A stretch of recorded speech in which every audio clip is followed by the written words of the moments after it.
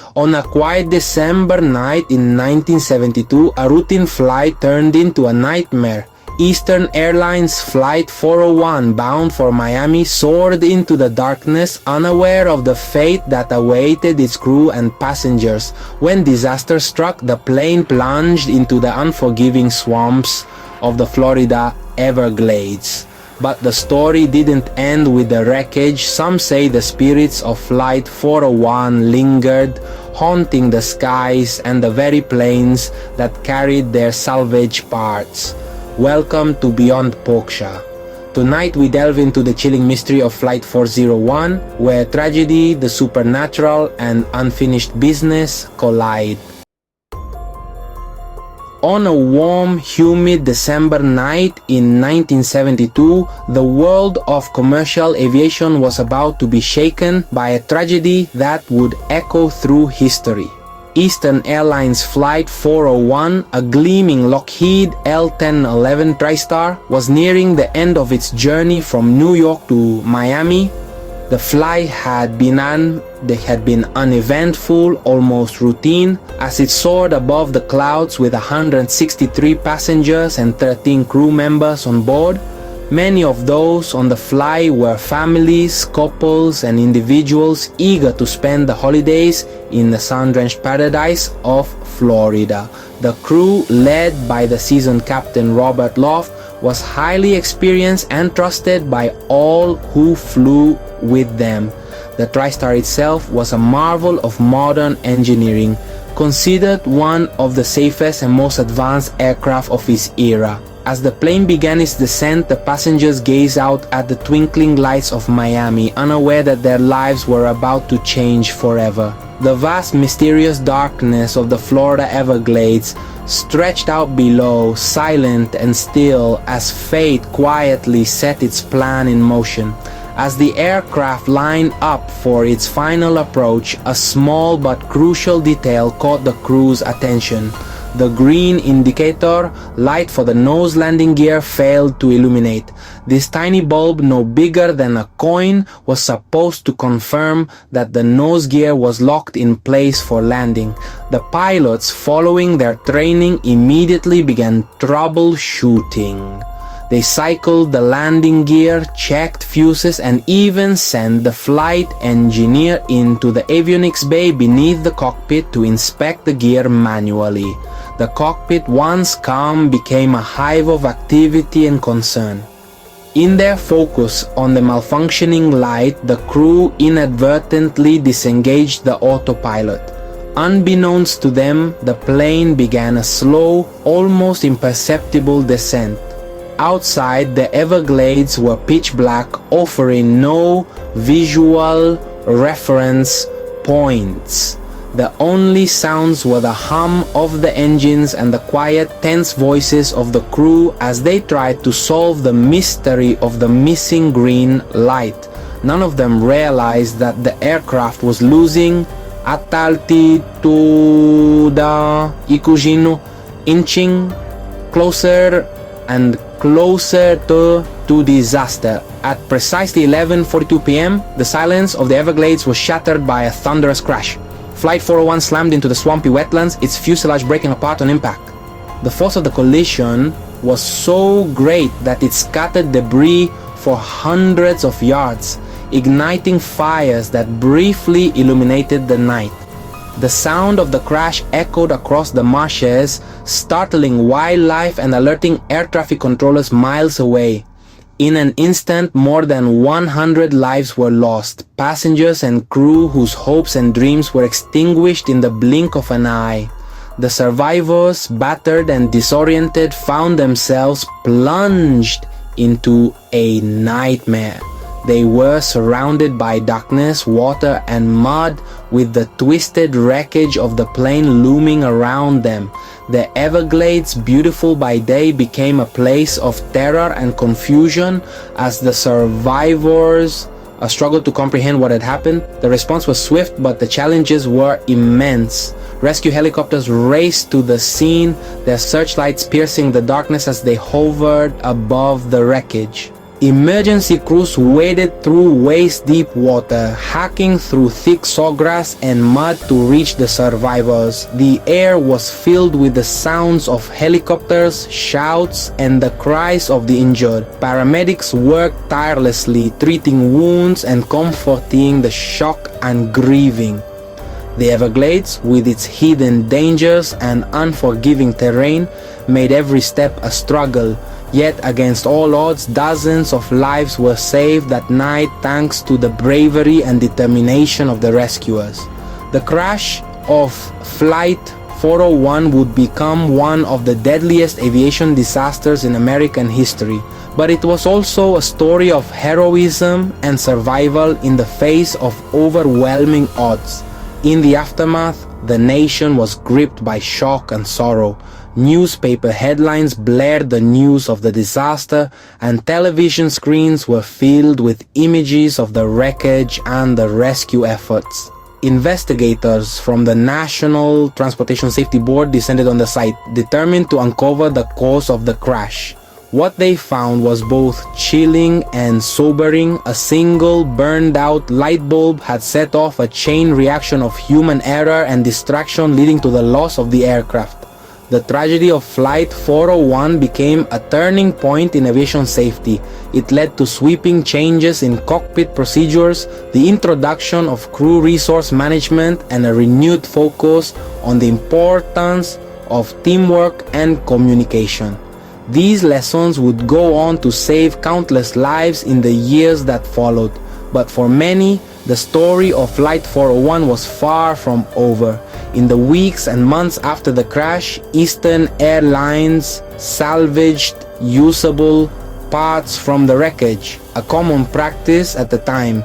Seats, galley equipment, and even cockpit instruments were cleaned, repaired, and installed in other aircraft in the fleet. At first, it seemed like a practical solution, a way to recover from the loss, but soon strange stories began to circulate among the airline's employees. Flight attendants whispered about seeing shadowy figures in empty cabins. Pilots reported unexplained malfunctions and sudden chills in cockpits fitted with parts from Flight 401. Some even claimed to have seen the faces of lost crew members appearing for a moment before vanishing into thin air. The line between fact and folklore began to blur, and the legend of Flight 401 took on a life of its own. The stories grew with each retelling. Some said the spirits of Flight 401's crew were watching over the planes, warning of danger or comforting frightened passengers. Others believed the Everglades themselves had become haunted by the tragedy, with mysterious lights and eerie sounds reported by locals and travelers alike. The crash of Flight 401 left a permanent mark, not just on aviation history, but on the hearts and minds of all who heard its story. The Everglades, once a place of natural wonder, became a symbol of loss, mystery, and the enduring question: do the spirits of Flight 401 still linger in the clouds, watching over those who travel the skies? In the months that followed the tragic crash of Eastern Airlines Flight 401, a strange and unsettling phenomenon began to ripple through the airline's fleet.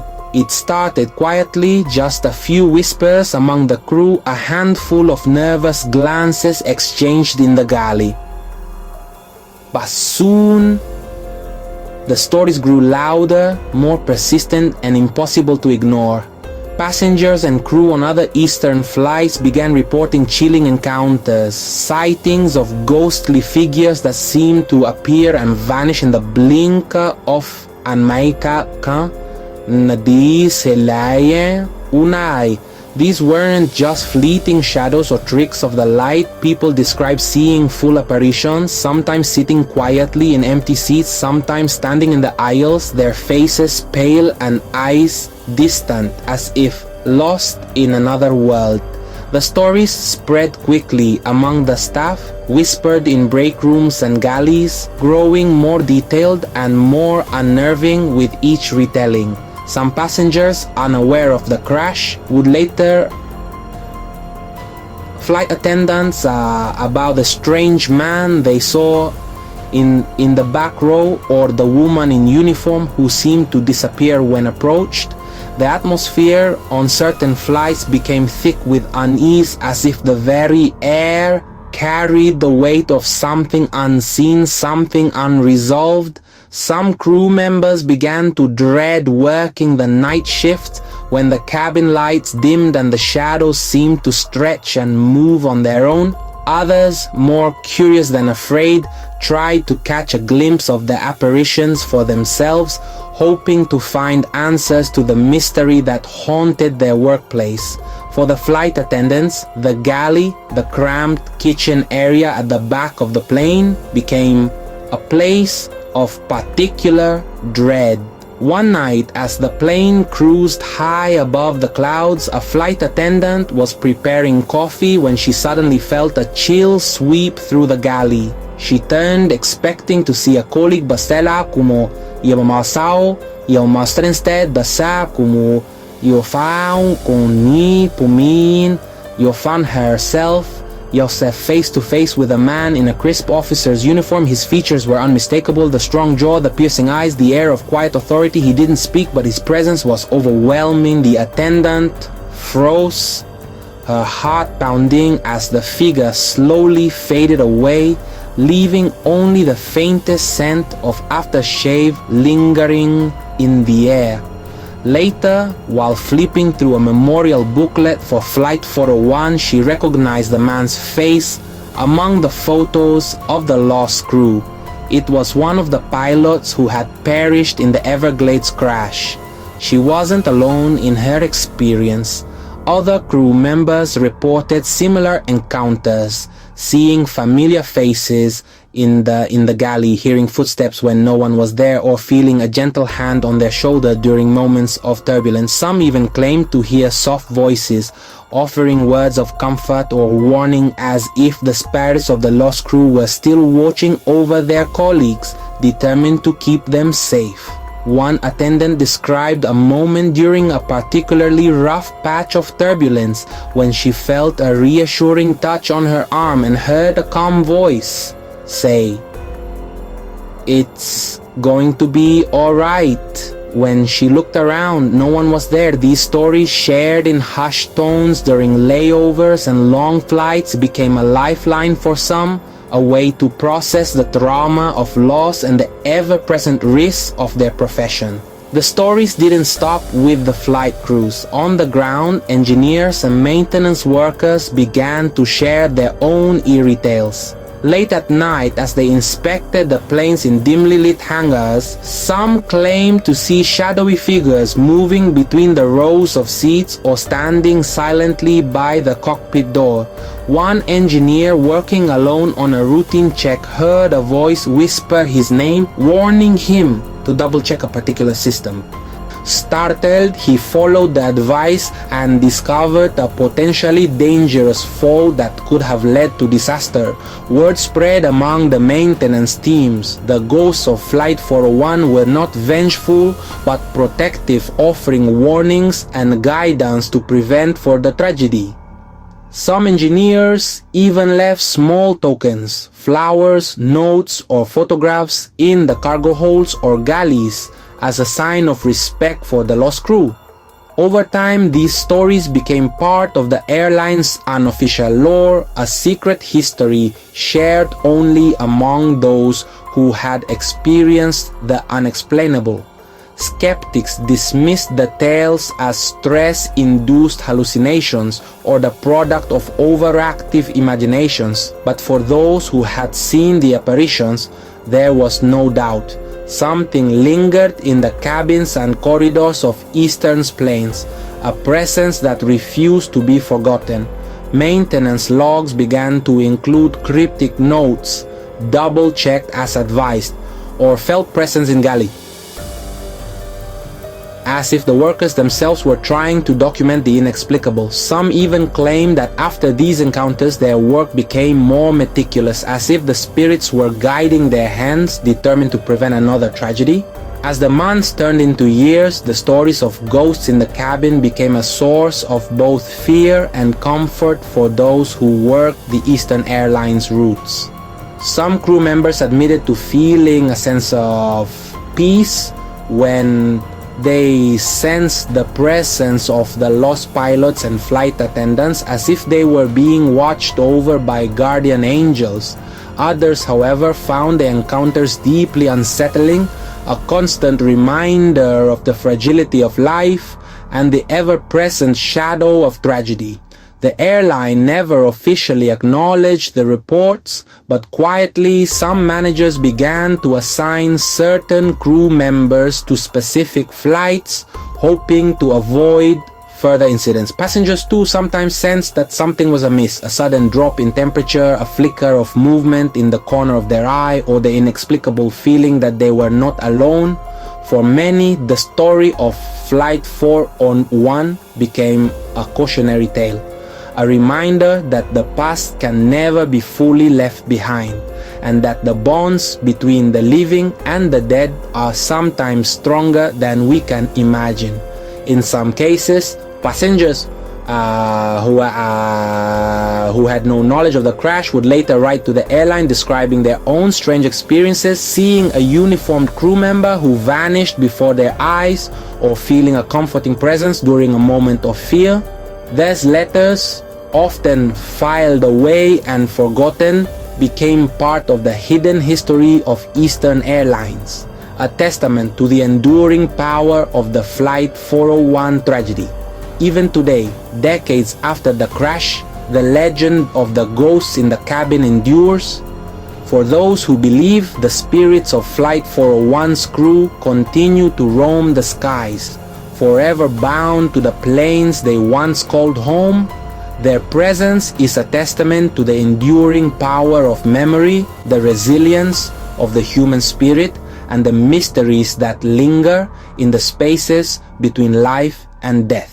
Whether seen as protectors, messengers, or simply echoes of a tragedy that shook the world, the ghosts of Flight 401 remind us that some stories are never truly over. They live on, whispered in the dark, carried on the wind, and felt in the quiet moments when the cabin lights flicker and the night seems endless. And so every time a plane takes off into the night, some wonder if the lost crew of Flight 401 are still there, watching over their fellow travelers, ensuring that their story and their sacrifice will never be forgotten. In the wake of the devastating crash of Flight 401, a chilling rumor began to take root among the airline staff and the wider aviation community. It started as a whisper in the hangars, a nervous joke in the break rooms, but soon grew into something much more. A story that would haunt the airline for years to come. According to the rumor, the airline, under pressure to recover from the financial blow of the disaster, had quietly salvaged and reused parts from the wreckage of Flight 401, installing them into other planes in their fleet. The logic was simple. Aircraft components are incredibly expensive, and the industry is always looking for ways to cut costs. But for those who worked closest to the planes, the idea was deeply unsettling. Mechanics would sometimes pause in the middle of their work, their hands hovering over a bolt or a panel, wondering if this was one of the infamous parts, if it had once belonged to the ill-fated Flight 401. The hangars, especially at night, seemed to echo with a strange, almost electric energy, as if the very metal remembered the tragedy. Some workers claimed they could feel a chill in the air, a heaviness that settled over them as they worked late into the night. The thought of flying with pieces of a doomed jet was enough to send shivers down even the most seasoned mechanic's spine. As these planes, now carrying parts from Flight 401, took to the skies, a new layer of fear began to spread. Some began to believe that these aircraft were not flying alone. The spirits of those lost in the crash, it was whispered, had become attached to the hardware that had survived. Passengers and crew alike started to report strange sensations, cold drafts in otherwise warm cabins, the feeling of being watched, and, most unsettling of all, fleeting glimpses of figures reflected in the windows, faces that vanish when looked at directly. On misty nights, as planes taxied down the runway, some swore they saw shapes moving in the fog or heard faint voices over the hum of the engines. There were stories of passengers waking up mid-flight convinced someone was standing over them only to find their row empty. The line between the living and the lost seemed to blur, and the legend of the haunted hardware grew with every retelling. Each new story added another layer to the myth, making it harder to dismiss as mere superstition. The airline, of course, denied everything. Official statements dismissed the rumors as baseless, insisting that all salvage parts had been thoroughly inspected and deemed safe. But behind closed doors, the whispers only grew louder. Flight attendants exchanged nervous glances before takeoff, and pilots found themselves double-checking their pre-flight checklists, searching for any sign of the supernatural. In break rooms and corridors, stories were shared in low voices, tales of apparitions appearing in empty seats, of warning messages whispered in the dark, of inexplicable malfunctions that seemed to resolve themselves after a quiet word of respect for the departed. Some crew members even refused to fly on certain aircraft, convinced that they were cursed. The sense of unease was palpable, a shadow that lingered long after the lights had been turned off and the last flight of the night had landed. Even those who didn't believe in ghosts found themselves glancing over their shoulders just in case. What made these stories even more compelling was the fact that the sightings and strange occurrences were not just the stuff of rumor and gossip. They were so frequent, so consistent that they began to be recorded in official logs.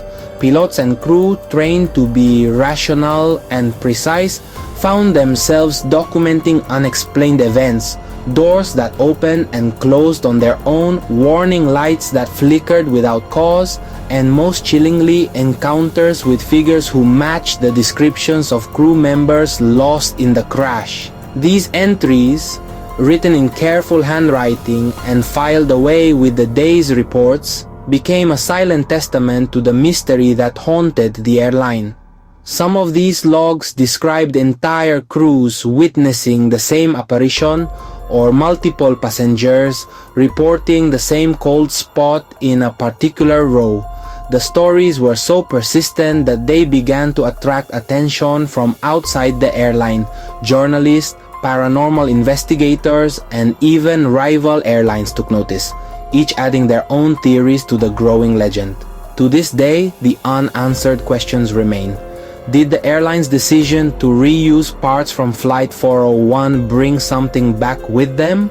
Or were the stories simply the product of grief and fear? A way for those left behind to make sense of the senseless? Perhaps it was a combination of both, a tragedy so profound that it left a mark not just on the people involved but on the very machines that carried them. Whatever the truth, the legend of the haunted hardware endures, a ghostly echo in the world of aviation that refuses to be silenced. And as long as planes continue to fly, the story of Flight 401 will remain, drifting through the clouds, waiting to be told again. The question remains, were the skies above truly haunted by the restless souls of Flight 401's crew, their presence lingering in the shadows of every passing cloud? Or were the chilling encounters and whispered stories simply the echoes of a community gripped by grief, their imaginations fueled by tragedy and loss?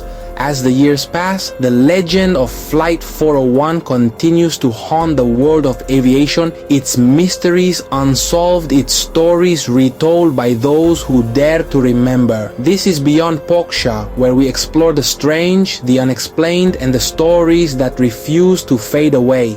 Subscribe now, because some flights and their mysteries never truly land, and you won't want to miss what we uncover next.